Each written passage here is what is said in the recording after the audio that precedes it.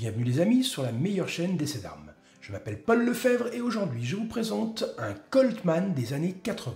Installez-vous confortablement, prenez un thé à la menthe et suivez-moi dans la découverte de cette réplique. Mais avant toute chose, je dois préciser que ce revolver est en panne. Il m'a été prêté par mon ami Tony. Enfin, prêter c'est un bien grand mot. Il m'a plutôt dit, tiens, répare-moi ça. Au début, j'avais dit non, je suis pas ton boy. Après, Tony, il fait une tête de plus que moi, il a des bras comme mes cuisses.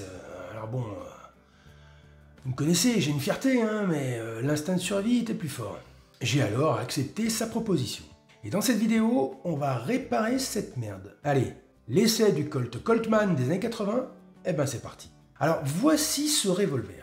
Les plus expérimentés d'entre vous auront tout de suite reconnu qu'il s'agit d'un Colt 1851 en calibre 36. C'est donc un revolver Coltman qui date exactement de 1979. Ce modèle est sorti sous le nom de Army San Marco.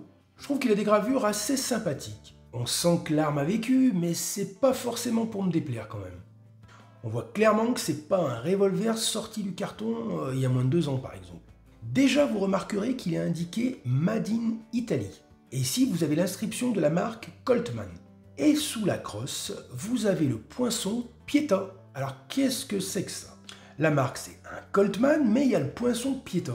Avant d'aller plus loin, je voulais revenir sur un détail qui a son importance pour la compréhension de l'histoire de cette arme. En fait, en 1979, on pouvait acheter des armes en grande surface et des revolvers à poudre noire en l'occurrence. Et cela jusqu'en 1996. Et même jusqu'en 2003 dans les magasins Decathlon, qui ont été les dernières grandes surfaces à vendre des armes. Mais les magasins Decathlon, c'est un peu à part, c'est quand même des grandes surfaces spécialisées.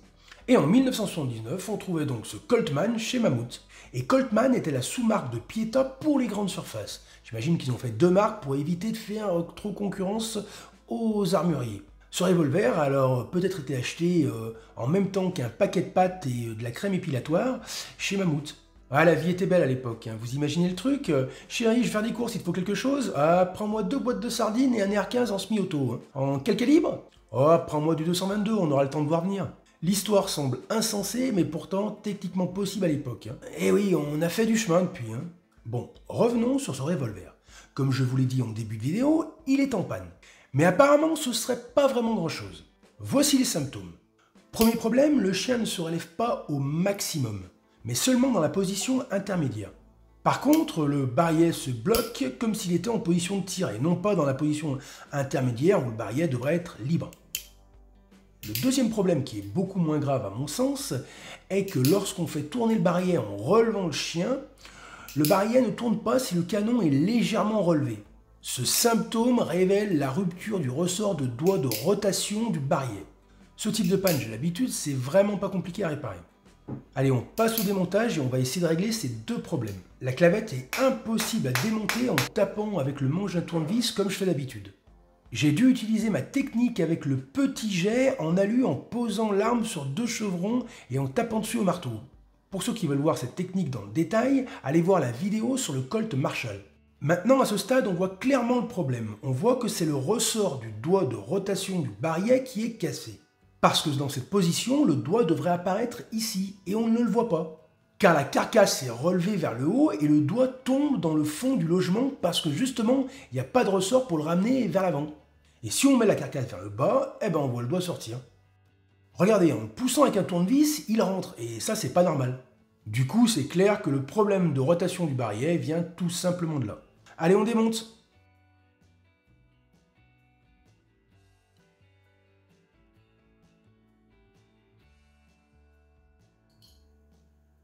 Vous voyez, là, on voit bien qu'il manque le ressort ici. Alors, pour le réparer, on va prendre un kit de pièces de rechange standard Pieta. Un kit pour Colt 1851.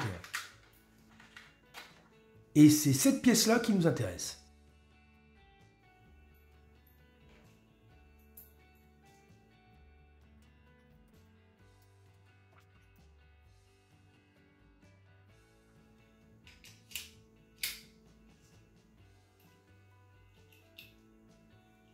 Et merde, ça marche pas. J'arrive pas du tout à relever le chien. Je suspecte le doigt de blocage de barrière en position. Bon, on va redémonter.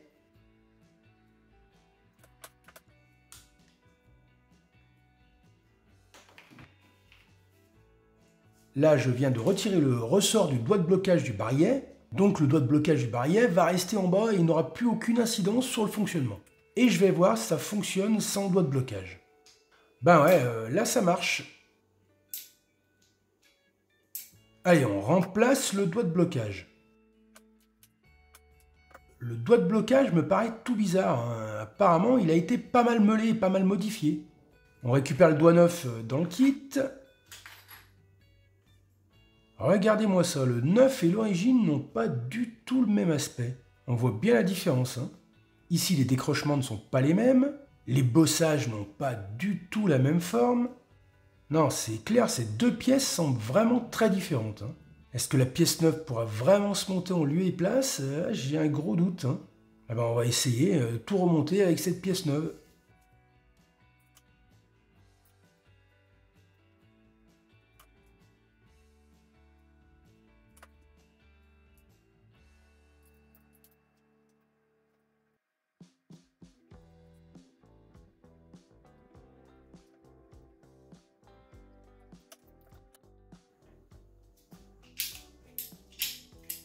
Alors oui, le barillet tourne, mais j'arrive pas à bloquer le chien en position de tir, quoi.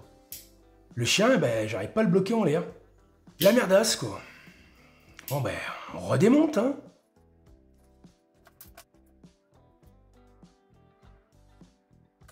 Alors ce qu'on va faire maintenant, c'est qu'on va reprendre le kit de pièces détachées Pieta et on va essayer de remplacer toutes les pièces qui nous restent, hein. Alors dans le kit, il reste le chien, le ressort de percussion,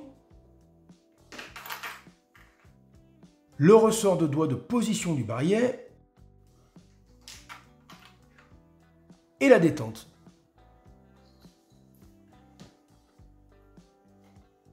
D'ailleurs, au passage, regardez le niveau d'usure du chien d'origine par rapport au neuf.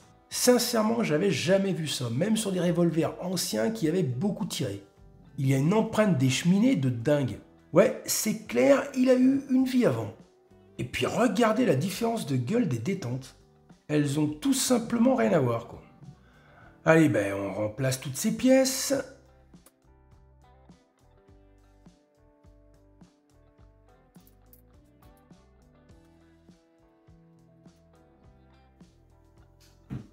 Waouh, le délire. La détente est trop longue. Elle touche le pontet. J'arrive pas à visser complètement le pontet, je suis en appui sur la détente.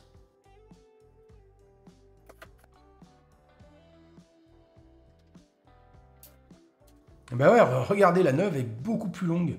Bon, je vais pas meuler la neuve, on va remonter l'ancienne.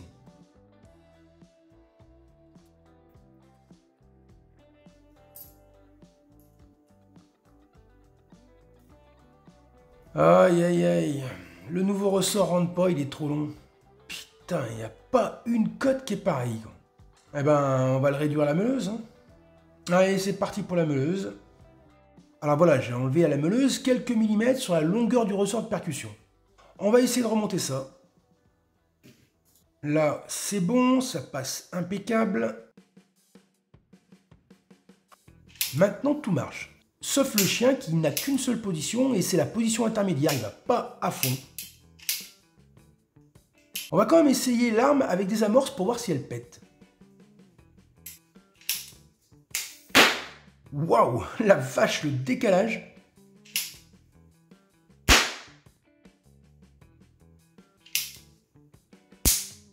Celle-ci a pas pété.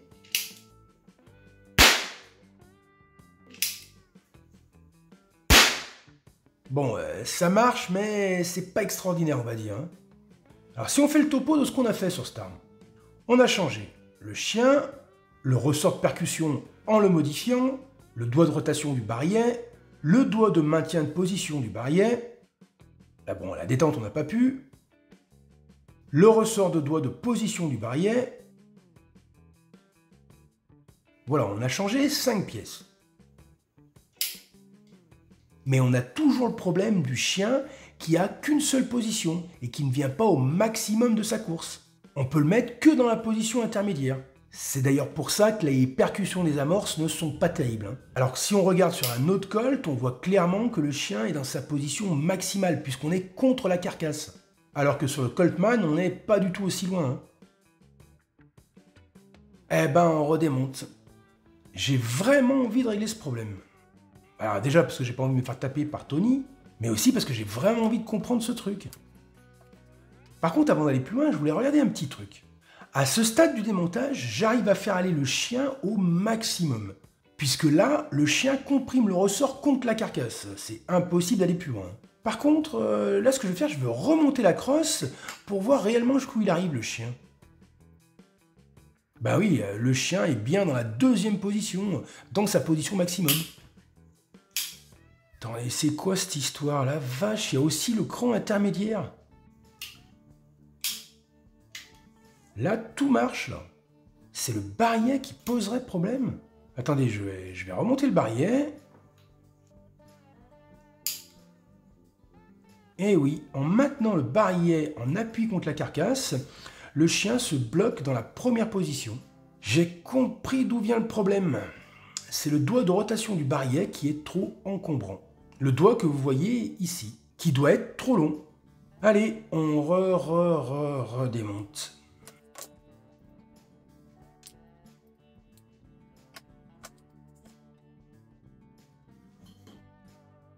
Voilà, c'est la pièce provenant du kit Pieta qui doit être trop longue. Et là, regardez à côté de la pièce Coltman qui était montée sur l'arme à l'origine. Et si on les superpose l'une à l'autre, on voit aisément que la pièce Pieta est plus longue. Ici, le doigt Coltman fait 24,11 mm de longueur et le doigt Pieta fait 25,78, ce qui fait presque 1,7 mm de plus. Eh ben, je vais le réduire à la meule.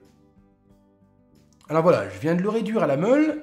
C'est d'ailleurs la deuxième fois que je le réduis. La première fois, j'étais à 24,5 et ça fonctionnait toujours pas, j'avais toujours le même problème. Et cette fois-ci, je l'ai mis légèrement en dessous de 24. Il est donc environ à 15 dixièmes de millimètre plus court que le doigt Coltman d'origine. Allez, on remonte pour une énième fois.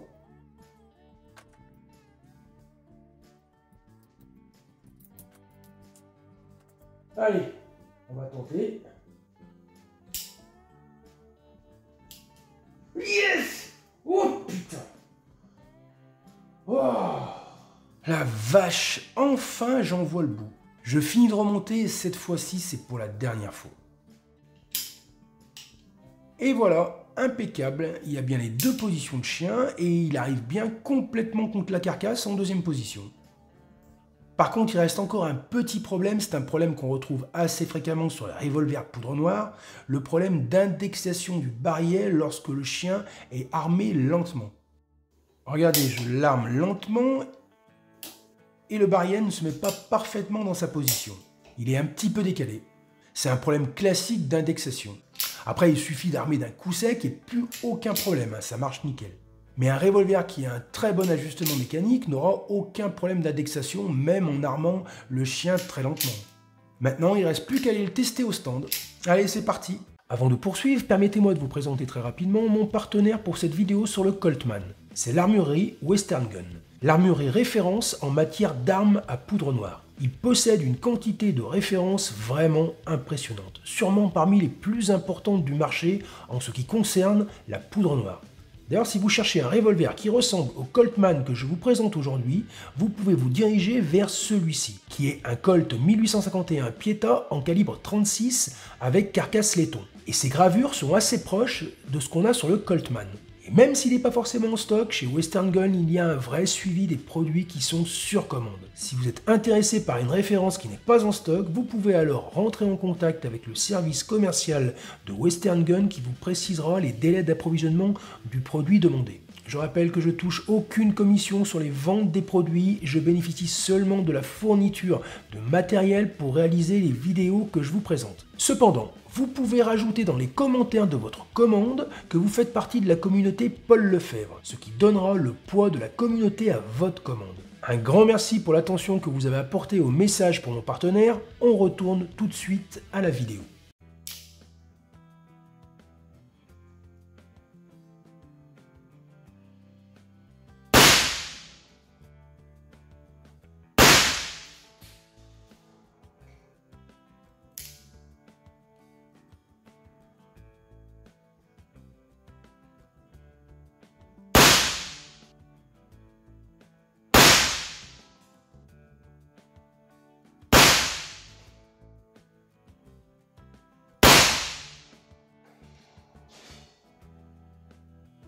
Voyons les résultats. Alors cet impact-là, on va pas le compter, c'est en fait le premier tir. Et j'avais ajusté mon tir juste ici en dessous du noir. Ça fait alors un décalage de 17 cm entre le point visé et le point touché. C'est vrai que c'est un petit peu beaucoup. Après les tirs suivants, j'ai ajusté ici, juste en dessous du carton, en laissant même un petit jour en dessous. Sinon pour le groupement, on va pas calculer la surface, j'ai tiré que 6 coups, c'est juste pour se faire une petite idée de ce que ça donne. Le groupement d'ailleurs fait 14 cm de haut, c'est une dispersion assez importante à une distance de 10 mètres. Par contre, au niveau de la largeur, la dispersion est plutôt faible, car on atteint seulement 2,2 cm de large, ce qui est pas mal du tout. Et la raison pour laquelle la dispersion en hauteur est assez importante, c'est la mauvaise qualité de la détente. Elle est vraiment pas extraordinaire, elle a une sorte de cran. Bon, rien d'insurmontable non plus. Je pense qu'avec un petit peu d'habitude et un petit peu de rodage aussi, on devrait sûrement arriver à de bien meilleurs résultats. Ou sinon, il faut essayer de monter la détente du kit Pieta qui était neuve, qu'on n'a pas pu mettre qui était trop longue, en réduisant la longueur et en essayant de monter la détente neuve. Bon les amis, sacrée aventure cette restauration, non? Le boulot de dingue que j'ai fait dessus. D'ailleurs, petit rappel de ce que j'ai fait.